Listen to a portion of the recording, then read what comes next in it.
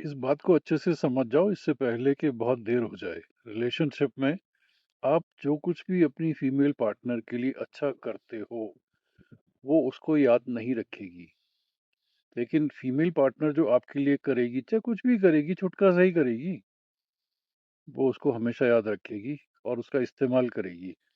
आपके रिश्तेदारों को, अपने घरवालों को, सबको अपनी तरफ करने के लिए वो बढ़-चढ़ कर के बोलेगी कि मैंने इस इंसान के लिए ये किया।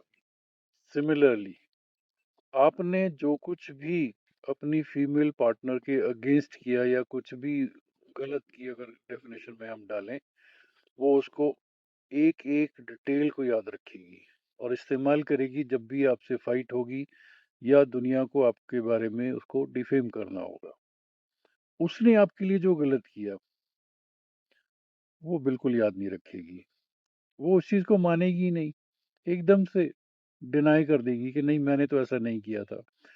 या अगर मेरे से हुआ भी है तो तुमने मुझे इंस्टिगेट किया था इसलिए हुआ है। इन चीज़ों को अपने ध्यान में रखो। प्यार करो, अच्छे से प्यार करो यार, एन्जॉय लव। लेकिन जब तुम्हें लगे कि उसकी वाणी में सरकाज़म आ गया है, डिसरिस्पेक्ट आ गई है, तो इन चीज़ों का ख्याल रख लेना। कहीं ऐसा ना हो कि तुम एनर्जी लगा दो उसको इम्प्रूव करने में। ऐसा नहीं होने वाला भैया, कोई नहीं कर पाया। ओके? वो कहते हैं ना कि behind every successful man there is a woman. अब इस चीज़ को थोड़ा-सा समझ लो तभी ये लॉजिक आपको ठीक लगेगा।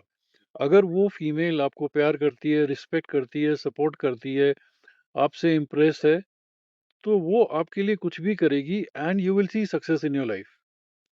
लेकिन अगर वो बहुत भाव खाती है, बहुत सरकास्टिक होके आपसे बात करती है और आपको बहुत नचाती रहती है और हर चीज़ के लिए वो एक अपोज़िशन क्रिएट करती है, तो भैया ऐसा है कि तुम ऊपर तो क्या जाओगे, तुम नीचे की तरफ जाओगे।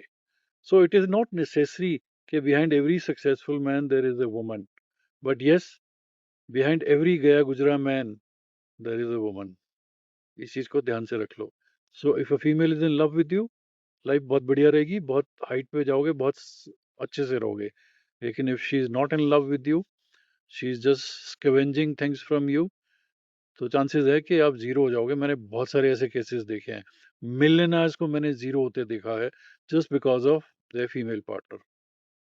ओके, अल्प बुद्धि और लो विजन वाली लड़की से शादी नहीं करनी चाहिए। अगर आप एक बहुत प्रोग्रेसिव इंसान हो, सेल्फ मेड इंसान हो, जीरो से आपने अपना करियर शुरू किया, जिंदगी में बहुत हाइट पे गए और आगे भी जाना चाहते हो, तो कोशिश करो कि इस टाइप की फीमेल से शादी मत करो।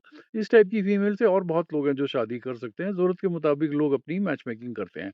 अब लोगों को अल्प बुद्धि और लो विजन का क्राइटेरिया समझ में नहीं आ रहा, तो मैं कुछ आपको एग्जांपल्स देता हूँ।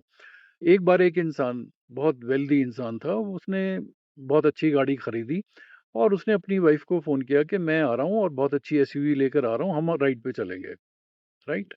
और जैसे ही वो घर आया तो उसने देखा उसकी वाइफ बाहर खड़ी है और साथ में उसकी मेड भी खड़ी है बक्सा लेकर के। तो उसकी वाइफ ने बोला कि आप क्योंकि नई गाड़ी लेकर आए हो और इसको भी रेलवे स्टेशन जाना है, घर जाना है, तो इसको हम वहाँ ड्रॉप कर देते हैं। अब आपको समझ में आया? जो फीमेल अपने हस्बैंड को इतना अच्छा नहीं समझती है, बल्कि अपनी मेड को अपने हस्बैंड से ज़्यादा इम्पोर्टेंस देती है। वो उसकी खुशी को समझ ही नहीं पा रही कि वो गाड़ी लेकर आया है और वो आपके साथ एन्जॉय करना चाहता है, फर्स्ट ड्राइव पे जाना चाहता है। She is giving more importance to maid servant. ये अल्पबुद्धि होती है, लो विज़न होती है। सेकंड, अगर मैं आपको केस बताऊँगा तो आप बहुत अनकंफर्टेबल हो जाओगे। यूपीएससी क्लियर कर के एक इंसान, आप समझ गए होंगे कहाँ पहुँचा होगा, राइट? और उसको सरकार ने 2-3 गनमैन भी दे रखे थे देखभाल करने के लिए। और उसकी जो वाइफ थी वो अल्पबुद्धि, लो विजन वाली थी। वो उसके गनमैन को देख करके उनको डर के कारण नमस्ते करना शुरू कर देती थी। वो नहीं समझती, वो बेचारे उसको मेम साहब बोलते थे, वो उनको नमस्ते कर रही होती थी। किसी को नमस्ते करना गलत बात नहीं है, but you have to understand, you have to respect जिस जगह पर आप हो। ओके? थर्ड केस में बताऊंगा तो आपके होश उड़ जाएंगे। बहुत बड़े बिजनेसमैन थे और शादी हो गई। शादी होने के बाद में वो अपने बेडरूम में ही बैठ के कई बार अपनी ऑफिस का काम करते थे। तो कुछ ऐसा हुआ कि उनका एक 64 लाख रुपीस का चेक जो है गुम हो गया।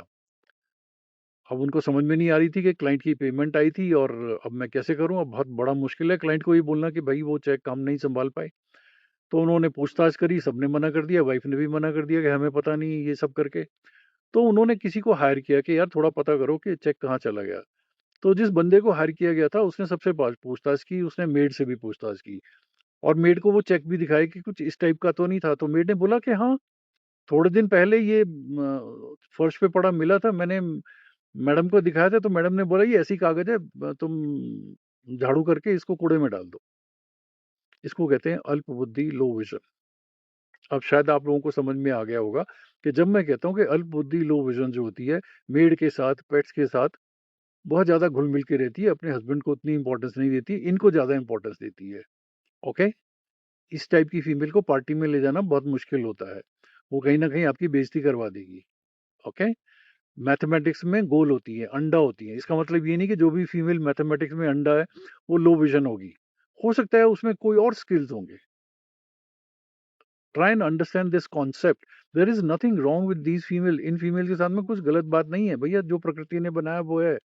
लेकिन जब आप शादी करते हो और अगर आप प्रोग्रेसिव इंसान हो, कोशिश करो अवॉइड करो, नहीं तो मुश्किल हो जाएगा। ऐसा ना हो कि दहेज के चक्कर में आपने शादी तो कर ली और बाद में आप ज़िंदगी भर सफ़र करते रहे।